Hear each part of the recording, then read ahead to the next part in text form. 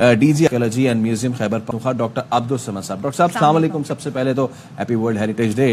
Doctor साहब, खैबर पख्तूनख्वा से हम आगाज करते हैं।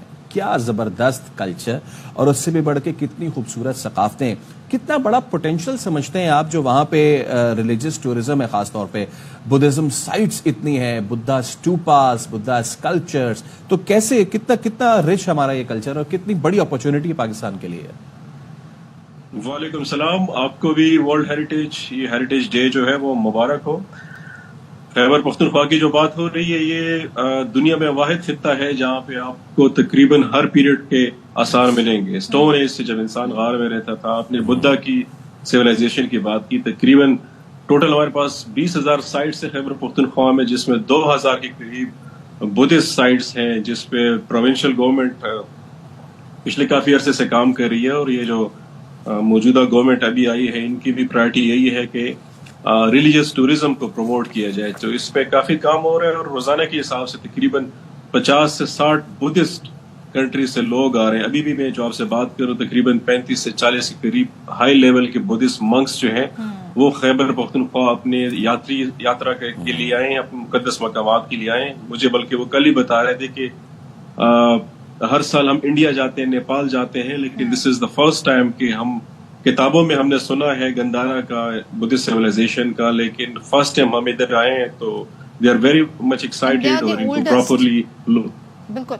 ये जरा बताइएगा, दुनिया भर में हम देखते हैं कि जब इस तरह उनका हेरिटेज है तो वो उसको प्रिजर्व करने के लिए बहुत से स्टेप उठाते हैं, उसको और जबरदस्त तरीके से प्रेजेंट करते हैं। हम ऐसा क्या कर सकते हैं, क्योंकि हमारे यहाँ उस लेवल का काम नहीं हो रहा है, और मगर हमें मजीद क्या करने की जरूरत है। सदाफ, आपकी बात बिल्कुल सही है। दुनिया में बहुत हाई लेवल पे टेक्नोलॉजी इन्वॉल्व करके इसमें कंजर्वेशन का काम हो रहा है, हम बहुत पीछे हैं। उसकी बहुत सारी वजूहात। एक तो आपको पता है कि 9/11 के बाद पूरा नक्शा, पूरे इन्वायरमेंट बदल गई थी। यहाँ पे हमारी प्रायोरिटी ये थी कि हम सिक्योरिटी की अपने आप को बचा सके, हेल्थ प्रायोरिटी थी, एजुकेशन, इंफ्रास्ट्रक्चर, हेरिटेज और कल्चर जो है वो इतनी प्रायोरिटी नहीं थी। लेकिन अभी जो हालात सिक्योरिटी के इम्प्रूव हो गए तो बहुत स्पीड से, बहुत अच्छे तरीके से इस पे काम शुरू हो गया है।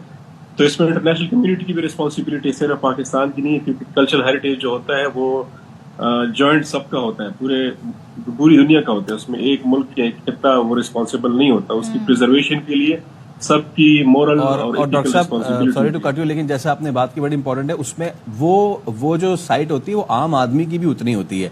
मैं चाहूंगा आज के दिन के मुनासबत से वो जो हमारा लोकल टूरिस्ट है उसको आप जरूर एक पैगाम दें, क्योंकि मेरा इत्तेफाक हुआ जहानाबाद जाने का, वहां पे गालिबन एशिया का सबसे बड़ा बुद्धा जो है वो स्क्रिप्चर्ड है पहाड़ के ऊपर। मतलब आई वाज फैंटेसाइज्ड टू सी कि इतने ऊपर कैसे बनाया होगा।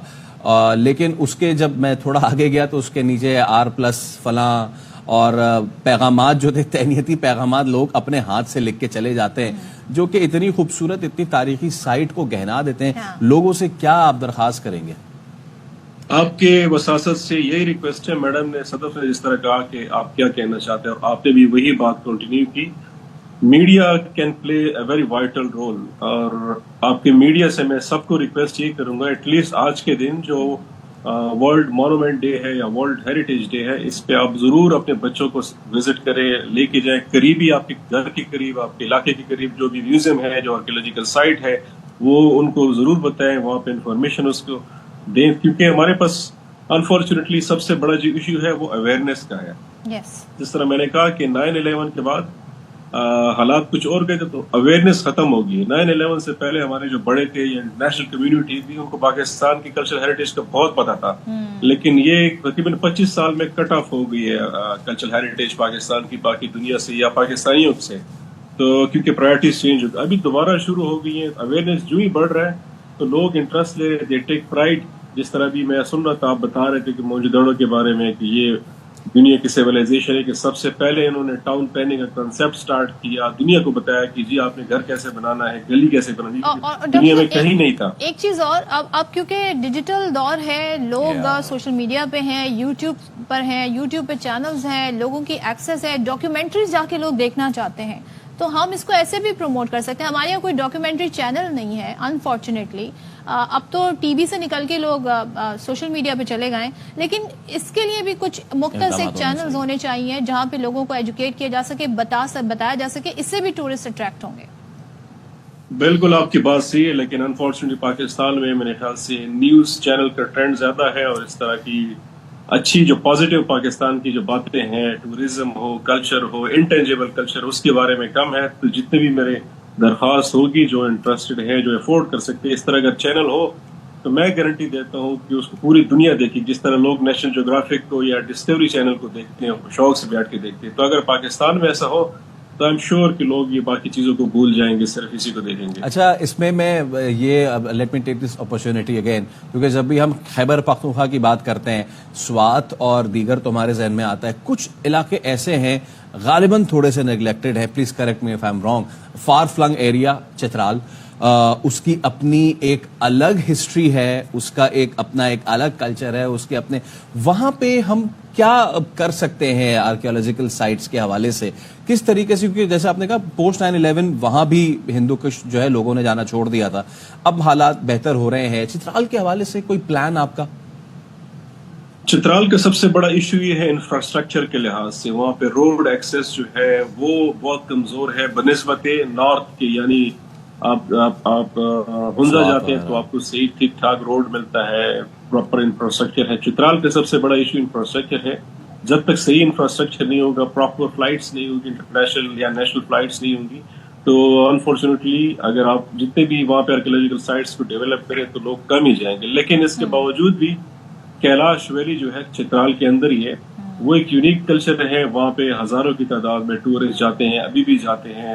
ایون پہلے صرف یہ تھا کہ سیزن میں جاتے تھے, گرمیوں میں جاتے تھے, لیکن ابھی سردیوں میں اس دفعہ ہم نے ریکارڈ ٹورسٹ دیکھا ہے, انٹرنیشنل اور نیشنل دونوں. جو ان کا فیسٹیول ہوتا ہے 22 دن دسمبر میں, جو سنو میں ہوتا ہے, اس کو اٹینڈ کرنے کے لیے لوگ کافی جاتے ہیں. کیونکہ ابھی گورنمنٹ نے کچھ سنو کلیئرنگس مشینری پرووائڈ کر دی ہے کہ روڈ 24 گھنٹے اور سال کے 12 مہینے اوپن رہے. تو اس طرح کے سٹیپس ہو رہے ہیں. لیکن اگین آئی وڈ سے کہ آپ کی میڈیا کی وساست سے لوگوں کو بتایا جائے کہ کتنی اپرچونٹیز ہیں یہاں پہ, کتنی سائٹس ہیں. لوگ تو صرف گرمیوں میں جاتے ہیں, ناران کا غان یا کلام جاتے ہیں, لیکن یہ جو ہیریٹیج ٹورزم ہے یہ آپ کے سال کے 12 مہینے کی ٹورزم ہے. آپ ہر وقت جا سکتے ہیں, اس میں کوئی اس کی ضرورت نہیں ہے. بالکل زبردست. Thank you so much doctor Abdul Samad.